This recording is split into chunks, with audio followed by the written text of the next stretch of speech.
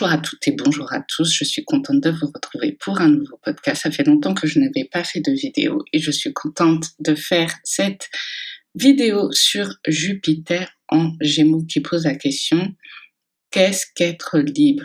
Alors j'ai eu cette idée parce que justement il y a une personne du signe du Gémeaux qui m'a un jour dit: je déteste perdre. Et ça donne cette fausse conception comme quoi dans la vie tout doit être droit, tout doit être lisse, alors que la vie est faite d'aléas, de détours, de retours, de tournages en rond, en carré, en triangle d'isocèle.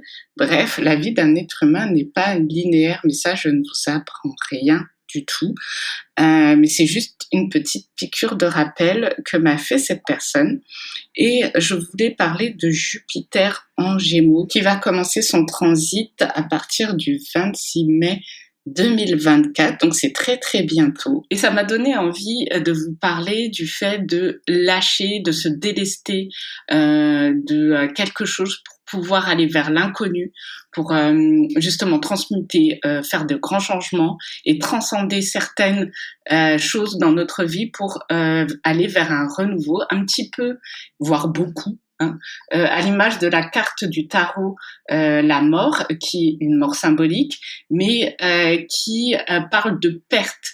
Alors, elle peut être plus ou moins bien vécue, cette perte, mais c'est aussi se libérer de certaines choses, de laisser tomber le superflu parfois, ou de lâcher certains comportements, certaines habitudes, certains mécanismes, certains schémas, pour parler de manière beaucoup plus, j'allais dire broad. Mais je parle très très bien le français, mais c'est juste que j'ai envie de faire mon américaine. Sarah, reste sérieuse. Et du coup, je vais vous montrer comment on peut regarder sur un thème les grands changements dans notre vie, mais aussi ce qu'on doit lâcher, transmuter, transformer dans notre vie pour aller vers quelque chose de nouveau. Et quelque chose de nouveau, rappelons-nous, ce n'est pas quelque chose qui est extérieur à soi. Souvent, en fait, on pense qu'on va devenir une autre personne, une nouvelle personne, mais en fait, on va de plus en plus vers nous, vers soi, vers le vrai soi. Donc, que ce soit clair entre vous et moi. Bref, on va commencer avant que je me mette à chanter. On va rentrer dans le vif du sujet. Alors, j'ai trouvé ça super intéressant que la personne qui m'est interpellée et qui dit « Je déteste perdre », mon téléphone sonne. Voilà, maintenant vous savez que j'ai un iPhone, mais ce n'est pas une pub pour Apple. Ok, donc on continue.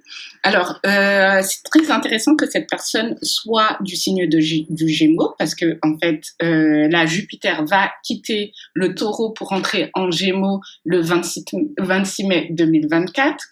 Et c'est aussi intéressant que cette personne donne une image, où elle se donne cette image, comme quoi elle est pas parfaite, parce que c'était ma conception d'elle, un regard extérieur, un peu fantasmé, un peu superficiel. Je dois l'avouer. Cette superficialité qu'elle renvoyait et que je percevais, somme toute, vous allez me dire que c'est un peu injuste vis-à-vis d'elle.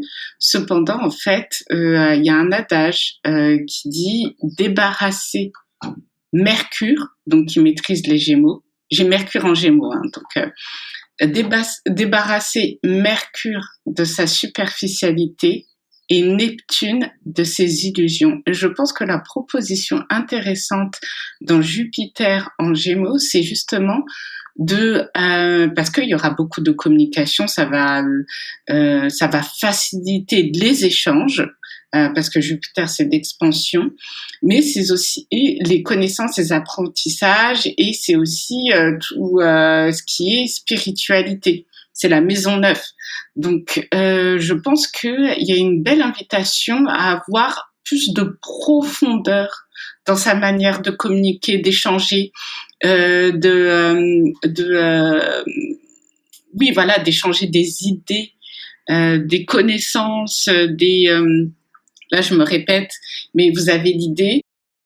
Euh, je pense que la Gen Z aussi nous montre que il n'y a pas d'ordre dans une manière de vivre les étapes de la vie. C'est-à-dire, à 20 ans, tu fais ci, à 30 ans, tu fais ça, à 40 ans, il faut que tu t'aies fait ça, à 50 ans. Non, on fait dans l'ordre qu'on veut. On pourrait dire, par exemple, que la Gen Z sont des retraités, puisqu'ils partent en vacances en caravane faire le tour du monde. Et c'est quelque chose qu'on a vu beaucoup voir les retraités baby boomers faire à la fin de leur carrière. Donc il n'y a pas vraiment d'ordre. Et je pense que c'est très intéressant de voir Jupiter en Gémeaux parce que au-delà du fait qu'il va quitter le Taureau, un signe qui est très dans la sécurité, dans la stabilité, dans la paix et qu'on aime, hein, on aime la stabilité, la paix, l'amour qu'incarne cette énergie vénusienne, sauf que le Gémeaux va venir dire, bah écoute, ce serait bien qu'on renouvelle nos expériences, qu'on renouvelle notre façon de voir le monde, qu'on fasse preuve de curiosité, qu'on s'intéresse aux autres, qu'on s'intéresse à de nouveaux concepts, qu'on s'intéresse à de nouvelles manières de faire. Et pour ça, en fait, pour faire rentrer toute cette nouveauté dans notre vie qui a été amorcée par cette conjonction Uranus-Jupiter dans le signe du Taureau, eh ben, c'est bien de dépoussiérer, de se délester. Donc peut-être qu'il y a certaines personnes qui ont, par exemple, démissionné, qui ont décidé de voyager davantage, parce que le Gémeaux, c'est un signe intrinsèquement libre. Enfin, je veux dire, moi, mes amis Gémeaux, sans vouloir parler de ma vie et faire 36-15 my life, les personnes Gémeaux, je les adore pour ça. J'ai une amie, quand je l'appelle ou que je lui envoie un texto, c'est toujours super what the fuck. Voilà, le truc complètement inattendu. Et je trouve que en fait, ça va être très intéressant quand Uranus à son tour va rentrer dans le signe des Gémeaux parce que il y aura pas mal d'inattendus. Il y aura aussi cette envie de communiquer davantage. Peut-être qu'il y a des personnes qui sont beaucoup renfermées pendant ce confinement et qui n'ont pas réellement réamorcé un moyen de repartir vers les autres et que cette énergie de Jupiter en Gémeaux va vraiment enclencher. Alors vous allez me dire la pandémie, ça vient quand même... voilà, ça fait quand même une trotte. Hein. Oui, mais des fois, c'est dur de repartir. Enfin, je veux dire, chacun a notre rythme, hein, surtout avec le taureau. On y va mollo mollo. Hein. Des fois, on n'a pas trop envie de se bousculer, on n'a pas envie de se malmener. Donc, c'est très important aussi de respecter son rythme. Ceci étant dit, nous allons retourner dans Jupiter en Gémeaux. C'est une énergie très aérienne, très légère, qui s'embarrasse pas vraiment à rester sur place, à faire du surplace, qui est un peu impatiente. Faut voir sur votre thème quelle planète ça touche. Mais c'est vrai que si vous avez été impacté par la conjonction Uranus-Jupiter au niveau de votre Soleil, Mercure, Vénus, faut voir aussi si vous avez une conjonction, si vous êtes début Gémeaux, fin Taureau, ça peut être vraiment de la reprise de confiance en soi ou de la confiance en soi plus, de la créativité. C'est-à-dire vous allez commencer vraiment amorcer un chapitre très créatif, vous allez être prolifique et je peux vous dire que je vais faire une petite aparté sur tout ce qui est astrologie chinoise, mais on est à l'année du dragon de bois et c'est vrai que cette année-là, c'est vraiment super pour tout ce qui est créativité, pour les personnes qui chantent, qui dansent, qui font des comédies musicales, comme j'aime dire. Écoutez, ça fait longtemps qu'on attendait ça. Ça fait longtemps qu'on essayait de faire voir nos talents. et de voir émerger de nouvelles choses. Je pense que vraiment ce déclenchement Uranus-Jupiter dans le signe de Taureau va donner vraiment de très très belles choses sur le long terme. Je dis bien sur le long terme. En ce qui concerne toujours Jupiter en Gémeaux, pour que cette énergie reste légère, ça peut être un petit peu antinomique, hein, rester léger, mais cette énergie qui est légère fait que il y a des choses, des fardeaux qui soient de l'ordre émotionnel, énergétique, nananatique. Sarah, c'est le moment c'est un moment propice, vous n'êtes obligé de rien, c'est un moment propice pour pouvoir se libérer de certaines choses et se sentir plus libre. Et là, on va rentrer dans le deuxième chapitre. Accrochez-vous aux ceintures parce qu'avec Jupiter en Gémeaux, ça voyage sur qu'est-ce qu'être libre. Parce que vraiment, là, Jupiter en Gémeaux, je pense, va poser cette question sur qu'est-ce que je m'autorise à faire. Parce que le Gémeaux, même si il peut être un peu superficiel, un petit peu dans cette attente de validation, dans cette starisation de lui-même, dans ce culte de la personnalité, il peut aussi... il a cette capacité aussi, grâce à sa grande intelligence, à pouvoir prendre des décisions pour lui-même et faire fi du regard des autres. Ce qui peut paraître paradoxal, hein, mais de toute façon, le Gémeaux est double. Mais il va vraiment poser cette question de est-ce que j'ai besoin autant de vivre sous le regard des autres et est-ce que je m'en fous pas un petit peu de ce que Tartampion pense de ma life. Et je pense que cette liberté qu'on s'octroie est quelque chose de fondamental à l'heure des réseaux sociaux, des communications en tout genre, y compris Tinder. Bref, donc Jupiter en Gémeaux, c'est très aérien, on l'a compris. Ça peut être la reprise d'études, juste pour le plaisir, comme disait Herbert Léonard. Je vous avais dit que j'allais chanter par curiosité, parce qu'on a toujours voulu le faire. Ben écoutez, par exemple, anecdote number 2, j'ai une consultante pour qui j'ai fait un thème astral sur l'axe professionnel. Et c'est vrai que on n'est pas vraiment de la même génération. Je dirais qu'elle est plus génération X, mais ça n'a pas d'importance puisqu'on a eu la même influence. C'est-à-dire que lorsqu'on a fini nos études ou qu'on était en plein dans nos études, donc Jupiter, sachant que Jupiter régit le Sagittaire, donc on est vraiment dans cette énergie-là d'études, de certification, d'apprentissage, d'expansion. En termes de connaissances, vous m'avez bien compris. Donc du coup, elle a fait des études de droit parce que elle voulait que ça soit safe. Elle voulait être sûre et sa famille voulait être sûre qu'à la fin, elle allait avoir un travail. Et donc du coup, elle a fait des études de droit parce que c'était signe de stabilité. En plus, Soleil en Capricorne, donc stabilité, rentabilité financière au niveau du salaire. Donc du coup, elle a fait des études pour devenir greffière. Et du coup, ce qui s'est passé, c'est qu'elle a laissé en fait cette influence de sa famille, de la société, comme quoi en fait il fallait être rationnel dans sa manière de trouver un travail et de faire des études, et donc de laisser de côté tout ce côté plus libre, voilà, de mes décisions, plus libre de ce que j'ai envie de faire réellement, plus libre de mes envies, et donc du coup de respecter en fait ses envies et ses élans du cœur.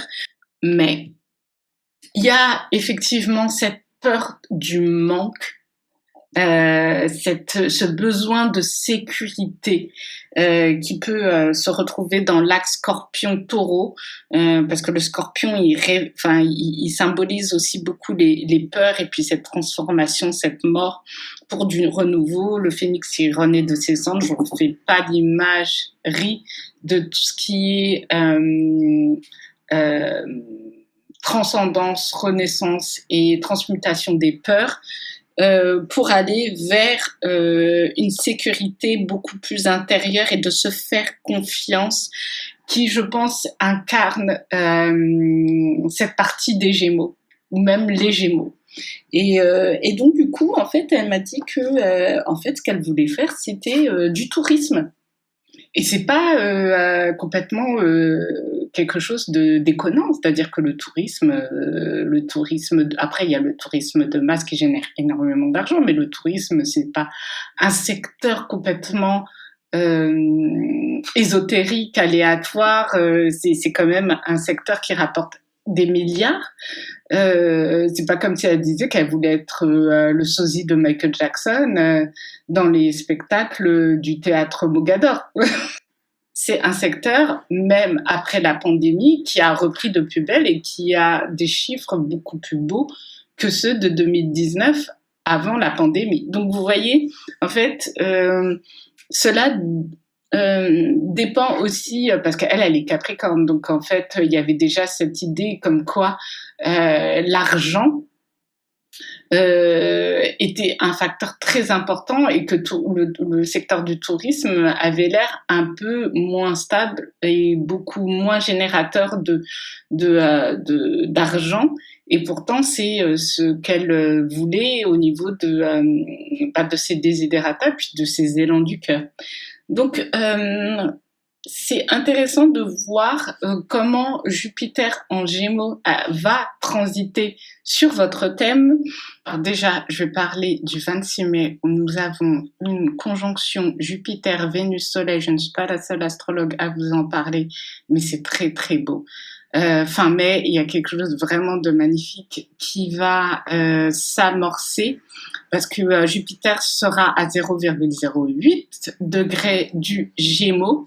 Et cette conjonction avec Vénus, c'est vraiment, comme je vous disais, créativité, plus, quelle que soit votre créativité. Ça peut vous aider à vous mettre en lumière, puisqu'on a quand même, avec ce soleil, un super sextile avec Neptune. Et moi, je vous dis, bon, après, je suis pas la seule à vous le dire, hein, que l'aspect sextile, c'est quelque chose qui, à l'image de la carte du 7 de denier, se récolte et s'amorce, se récolte sur la durée, qui s'infuse sur la durée, qui s'installe vraiment pour des années et des années. C'est un aspect en fait de construction pour moi, le sextile, parce que ça s'infuse petit à petit, c'est là pour rester. Par exemple, si on parle d'une valeur que vous avez découvert une valeur chez vous, par exemple un regain pour l'amour de la terre, de l'écologie, avec Uranus en Taureau, et ben écoutez, il y a eu un aspect de sextile avec votre lune ou votre soleil, vous avez effectivement soit incarné, soit eu à cœur au niveau de votre âme cette envie d'incarner cette idée de respect du vivant, de la bonne chair, c'est-à-dire la bonne cuisine. Hein. On va parler de cul ici, on n'est pas comme ça, voilà. Écoutez, ensuite nous avons avec Jupiter non seulement alors ça reste Pluton, mais on a quand même un trigone Pluton. Alors ça, Jupiter, trigone Pluton, Pour ceux qui sont impactés par Jupiter au niveau de leur thème, c'est vraiment des grands changements. On parlait de voyage, mais là, c'est vraiment, vous allez vous installer à l'étranger, vous avez envie vraiment de changer votre vie en profondeur, et c'est-à-dire qu'il n'y a pas de point de retour, c'est un point de non-retour. Jupiter, Trigone, Pluton, c'est la rivière sans retour d'Otto Preminger. Il y a une autre version de vous-même qui est en germination et qui va éclore. Et c'est encore aussi sur la durée, parce que Pluton, quand même, on change pas du jour au lendemain, quoique pour ceux qui ont fait des expériences de mort imminente, c'est un peu le cas, quoique si on se réveille au bout d'une journée, il y a quand même du temps où tu es dans les vapes, hein, si tu fais une EMI. Bref, vous avez compris, Jupiter, Trigone, Pluton, c'est vraiment des grandes transformations.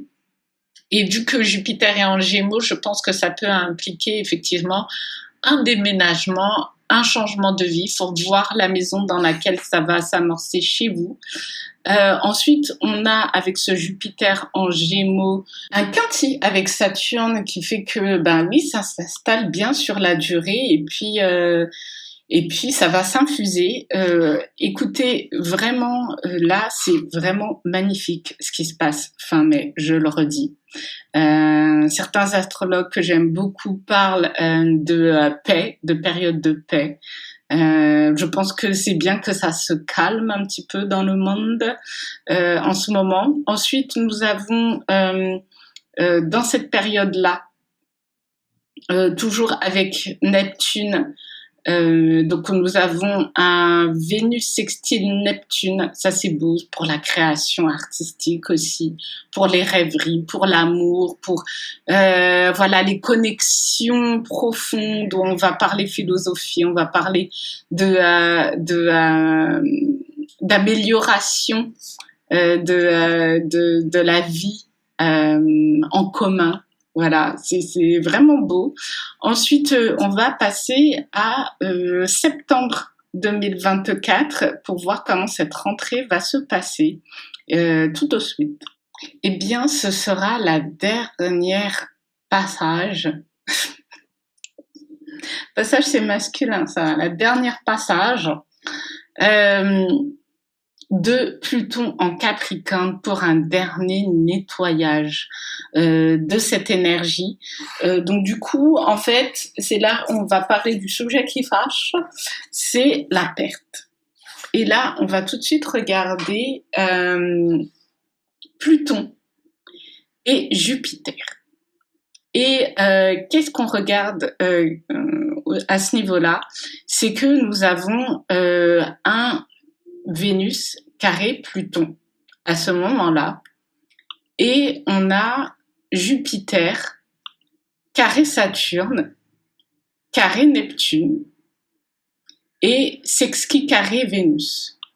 Donc, je pense que alors, je veux dire que Vénus sera dans le signe du Scorpion. Donc nous avons quand même une Vénus qui est dans le signe de la transmutation, de la mort, dont on avait parlé au début de ce podcast. Nous avons une Vénus qui va au fond des choses, et Vénus c'est quand même c'est l'affectivité, c'est pas forcément que l'amour amoureux sentimental, c'est les valeurs, c'est la valeur qu'on se donne, donc intrinsèquement l'argent, les pépettes. Et c'est aussi la beauté et les apparences. Moi, Vénus, vraiment, je la vois de plus en plus en grandissant, voire en vieillissant, comme la valeur que l'on se donne, qui est intrinsèquement liée à notre épanouissement et à notre quête de bien-être. Parce que Vénus, quand même, comment elle est symbolisée, c'est pas quelqu'un qui s'occupe pas de ses pieds, de ses cheveux. C'est quelqu'un quand même qui se met du vernis sur les ongles. Donc du coup, dans le signe du Scorpion, de la transmutation, de la mort et qui peuvent être plus ou moins mal vécus ou assez violents, on a quand même Pluton qui dit, ben écoute, je vais te faire un petit carré là. On va revoir la valeur de soi. Et puis surtout, les valeurs, les convictions. Qu'est-ce qu'on est prêt à défendre bec et ongle? Le scorpion qui va au fond des choses, dans la psychologie. C'est un bon moment aussi pour faire un petit travail sur ses mémoires, les non-dits, hein, parce que, comme le dit souvent l'astrologue, comment il s'appelle déjà? Super connu. Oh, c'est un mémoire. Les personnes qui ont Mercure en Scorpion font de très bons psychologues et c'est très très vrai. Donc Vénus, oui, ça peut vous inciter à dépenser de l'argent pour aller voir quelqu'un, hein, pour vous faire suivre, comme dirait Gad Elmaleh. Anyway, ça peut être que bénéfique avec Pluton qui va vraiment transmuter les énergies. Ensuite, on a Jupiter qui est en carré avec Neptune. Je pense que ça va toucher le collectif, aussi bien l'individuel que le collectif, hein, mais quand même avec Neptune, on est sur le collectif, on est sur les grands idéaux. On est sur l'amour universel, l'amour pour l'humanité. Quand je dis l'amour universel, c'est vraiment, voilà, c'est l'espèce humaine où on veut la voir aller. Qu'est-ce qu'on est prêt à faire pour la faire avancer? Pourquoi on veut la voir se libérer de certaines chaînes? Je dois vous rappeler que Neptune a été découvert au même siècle, la même décennie que le communisme. Donc, du coup, que l'avènement du communisme et des écrits de Karl Marx, Le Capital, et ensuite Karl Marx et Friedrich Engels, si vous m'entendez. Ensuite, je pense que ce carré avec Jupiter n'est pas de bon augure pour la population en général, surtout qu'on a aussi Saturne en carré avec Jupiter, donc je pense qu'il peut avoir une certaine reprise des austérités, surtout avec Pluton. Bien les hostilités, hein, Pluton. Je suis traumatisée par cette planète, ça tombe bien parce que c'est la planète des traumatismes. Plus sérieusement, pensée liberté qu'incarne cette énergie de Jupiter en Gémeaux, c'est-à-dire qu'est-ce que la liberté? C'est faire fi du regard des autres, être fidèle à ses convictions. Pluton carré Vénus,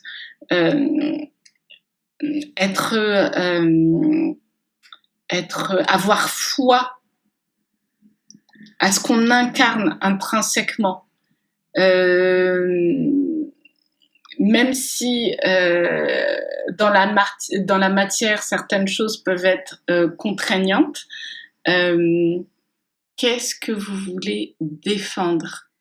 S'il y a de l'instabilité autour de vous, quel est votre point d'ancrage? À quel endroit vous êtes en sûreté? Ça, c'est pas forcément un lieu, ça peut même être un parfum, une image, une odeur, peu importe. Une photo même. On ne pourra pas vous obliger à penser autrement que ce que vous pensez actuellement. Ça passe ou ça casse. Gardez votre cap ou ça casse et il n'y a pas de jugement. On fait comme on peut. C'est vrai que ça me fait penser à un épisode d'une série très populaire où il y a un des personnages qui choisit le confort du salariat à un moment donné, en l'espace de 1 seconde, parce que se lancer en indépendant, monter sa propre boîte, il y a beaucoup de choses. C'est une liberté qui l'appelle. C'est dans son ADN. C'est ce qu'elle veut faire. C'est dans son caractère en fait. Elle ne peut pas. Ça vient au très fond de son âme. Elle veut pouvoir être aux commandes et c'est pas quelque chose d'égotique. C'est qu'elle a les capacités. Son âme l'appelle à ça. Elle veut expérimenter le fait d'être son propre patron et d'avoir des employés autour d'elle dans cette énergie où elle s'occupe des autres également. et elle hésite effectivement en l'espace d'une seconde ou pas d'avoir cette sécurité, d'avoir une structure derrière elle ou pas, et à la fin, elle choisit et c'est une grande libération et c'est un soulagement. Et en fait, des fois, le soulagement peut être beaucoup plus libérateur que la peur de l'inconnu. Quand vous sentez qu'il y a une sorte de soulagement, de poids, même si vous ne savez pas ce qui vous attend, qui s'enlève de vos épaules, alors qu'on vous annonce, alors qu'on vous dit que vous prenez une décision assez lourde de conséquences en apparence, se délester d'un certain confort pour aller vers quelque chose qui vous appelle profondément, Scorpion, peut être éminemment libérateur. Donc, prenez votre caravane, montez votre structure si vous le souhaitez, reprenez des études, juste pour la curiosité. Faites ce que votre âme vous dit de faire. Ça peut être un petit peu tricky parce que le Gémeaux, c'est quand même le mental, il cogite beaucoup. Des fois, il peut tarder à passer à l'action, un petit peu à l'image de la carte des amoureux qui est incarnée par le Gémeaux et qui hésite. Mais à un moment donné, il va vers le chariot qui est je trace ma route et je m'en vais vers le chemin qui est le mien parce que c'est un chemin qui est unique. Voilà, vous êtes uniques les gens. C'est la grande révélation de la fin de ce podcast. J'espère que vous avez aimé et que ça vous aura aidé ou que ça vous a fait ça vous a fait passer un bon moment. Je ferai une autre vidéo sur Uranus en Gémeaux, qui sera beaucoup plus courte parce que beaucoup de choses ont été dites sur Uranus en Gémeaux. Mais je ferai une vidéo d'abord sur Neptune en Bélier, parce que ça va donner. Écoutez, je vous fais de gros bisous et je vous dis à la prochaine fois. Bisous.